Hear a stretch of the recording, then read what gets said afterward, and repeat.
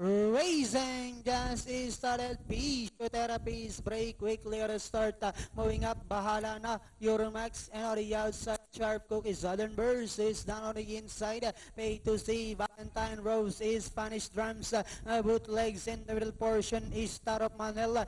Gray Magic comes next. Cambro Racing third last, second last now. 11A Lover of All. While Angie Red is the early trailer by about 13 lengths of the leader. And going along for the first turn, we have Southern Burst by our length and a half.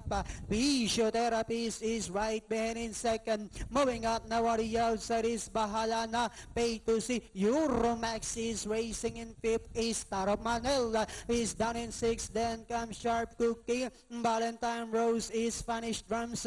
Moving up on the outside, Gray Magic, Bootlegs, Lover of All, Cambro, while Angie Red is still racing in 14th. And at the far turn, we have Physiotherapies. Now takes command by about 3/4 of a length lead. Bahala na in second. Euromax is racing in third.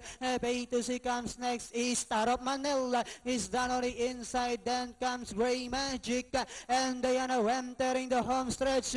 We have Physiotherapies by our length and a half. Bahala na. Keep on working very hard in second with about 100 meters of the race. Physiotherapies. Bahala na. Giving the battle burst of energy on the outside. And finally it's Bahala na. Physiotherapies. Then comes Gray Magic. Number 9, Pay to see, Euromax, Star of Manila, and